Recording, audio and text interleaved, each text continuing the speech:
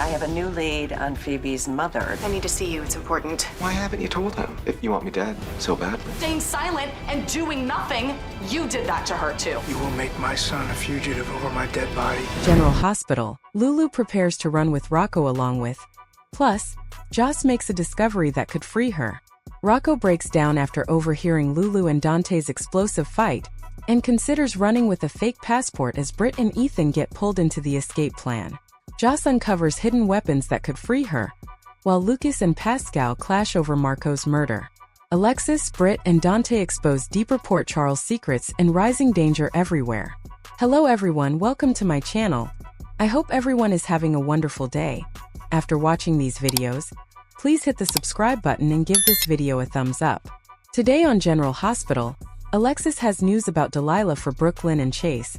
Britt confronts Danny about breaking into Windmere, and Lucas and Pascal have it out over Marco's murder. At the Quartermaines, Brooklyn and Chase are gaga over Phoebe, and Chase says Alexis is stopping by with an update. Their conversation turns to Trina's showcase, and Chase suggests she might want to move the dates, as Trina's dad was arrested for assault last night. At Alexis' place, she tells Danny they need to talk and asks why he was really at Windmere with Charlotte. The boy apologizes for causing trouble, and thanks her for being there for him. She notes he hasn't answered her question, but won't push and begs him to make smart choices in the future. Alexis then takes off. Ethan makes Lulu an offer. At Lulu's, Rocco comes down for breakfast, and she tries to get him not to be angry with Gio, as he doesn't know what's going on and only wanted to help. She begs him not to shut them out. They all only want to protect him. Ethan arrives and Lulu sends Rocco to the store for laundry detergent. Once alone, Ethan gives Lulu the new passports for her and Rocco. He offers to help make the arrangements because he knows a pilot with a private plane. Lulu thanks him, but rather keeps him out of this as much as she can. Dante goes on a rampage. Dante visits Britt in her office to say Cullum is looking into his shooting, and if she's given him a reason to suspect Rocco. Britt insists she hasn't, but Cullum may figure it out regardless. Dante goes off on the doctor for not telling him sooner that Rocco shot Cullum, and blames her for Rocco getting into this entire mess. Britt says Lulu should have told him about Rocco, but says he's right about the boy following her to the pier, and asks if they finished. Dante departs. Next, the commissioner arrives at Lulu's to find her thanking Ethan and embracing her brother. He assumes they are up to something and Lulu asks Ethan for a minute with Dante. He heads out. Dante says they need to be honest with one another moving forward, as it's not helping Rocco. He asks what she and Ethan were up to and why she has bags packed sitting by the door. Lulu admits she's getting ready in case she and Rocco need to run. Dante is floored and says this is the most Spencer thing ever, as all they do is run. He tells her that she will make Rocco a fugitive over his dead body. Of course, Rocco is outside and overhears this. Rocco listens in as Dante and Lulu fight over him, and Lulu says she doesn't want to run, and this is a last resort. Rocco takes off in tears before hearing Dante say he won't let his ex-wife take Rocco and run. He says he'll assign officers to her 24/7 and storms out. Lulu then calls someone as she runs out of her house, not even bothering to lock or close the door, saying she needs to see them now. Is Ethan Phoebe's father? Back at the QS, Chase tells Brooklyn about Curtis' arrest, and how he is certain Isaiah was the driver of the other car. A panicked Brooklyn says, "That's crazy, and the other car didn't cause the crash, did it?" Chase says no, but they did leave the scene and could have helped Jordan and Curtis. Upset, Brooklyn says it's possible Isaiah didn't know Jordan had crashed. Ethan shows up to see Tracy, who BLQ says isn't there. He looks at the baby, and she asks if he'd like to hold Phoebe, which he does, and asks if she's doing okay. Brooklyn says she is perfect, and she's become the center of their world. Alexis walks in, sees Ethan holding the baby, and says he's a natural. Ethan thanks them for letting him hold the baby, and says he'll come back to see Tracy when she's here. Alone, Alexis tells the couple she has a new lead on Delilah. Britt warns Danny. Britt shows up at Alexis' place and demands that Danny tell him all about his trip to Windmere. He's not quick to talk, so she says Jason would want him to trust her. Danny notes she is the one who lied to the cops about his dad shooting Cullum, and he knows this because of what he overheard Sidwell and Cullum discussing. Britt explains that Jason told her to tell the cops he shot Cullum, and she never found out why, as the WSB took him away so quickly. Danny realizes Cullum is looking for the person who shot him, but it wasn't him, as he was with his grandma when they found Marco. Britt says Cullum likely knows that, but he needs to steer clear of Cullum and Windmere.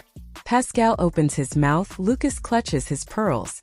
At Windmere, Lucas is annoyed to find that Pascal took one of the ties he bought for Marco and is wearing it. Pascal says he wanted one thing of Marco's, and everything shouldn't belong to the traitor who got him killed. The men end up in a huge argument, with Pascal admitting he knows Cullum murdered Marco, but blames it on Lucas because Lucas convinced Marco to steal the meds for Britt.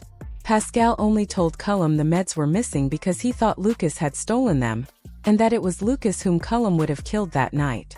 Lucas clutches his pearls and can't believe Pascal wanted him out of the way that badly, also that he could have Marco all to himself. He wonders why Pascal hasn't gone to Sidwell if he wants him dead. However, the answer is clear, as Lucas says he's ultimately the one who sent Cullum after Marco. Lucas says they both played a role in Marco's death, so it's best that Sidwell never find out, or they'll both end up dead. Joss makes an escape attempt. In the secret room, Cassius enters with breakfast, only for Joss to clobber him and break a wooden chair over his head. However, when she tries to make a run for it, he grabs her and throws her back in, locking the door. He thought they were past this. She says, "Past you gaslighting me like you did Anna?" Cassius has no idea what she's talking about, so Joss takes him to the bedroom, moves her bed, and shows him the message Anna left. Cassius insists he knew Anna was held here, but didn't kidnap her, and he didn't know about it until much later. He never even saw her. Joss says by staying silent, he is just as guilty as Cullum and Sidwell in driving Anna crazy. She tells him to drop the act by pretending to be a nice guy instead of the monster keeping her in a cage.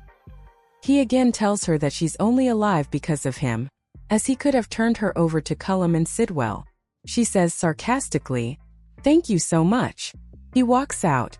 In the show's final moments, Alexis tells Brooklyn and Chase that the tattoo on Delilah's wrist is associated with a Japanese artist named Kyoko, who works out of a gallery in New York.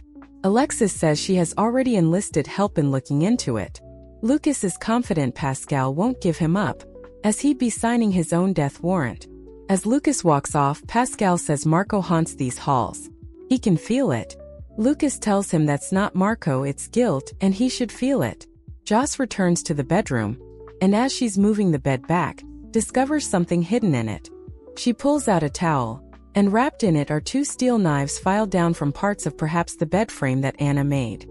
Dante calls Cassius, aka Nathan, into the office. Dante asks what happened to his face, but Nathan dismisses it as nothing. Dante confronts him for telling Lulu to take Rocco out of town, and wants to know if he's helping her. Nathan isn't, but says if Lulu asks him to, he will. Lulu meets Ethan in the park and needs his help to get Rocco out of town today, and she wants her brother to go with them. Rocco finally returns home, and nobody is there. He spots the packed bags and opens one. Britt convinces Danny not to tango further with Cullum and Sidwell. She wishes she had never gotten Jason involved in her mess to begin with, but Danny says his dad always does what he feels is right, and he'd want Britt to be safe. She says Jason would want that for his son too. Finally, Rocco finds his fake passport in one of the bags. That's when Britt calls and asks him to meet in her office now.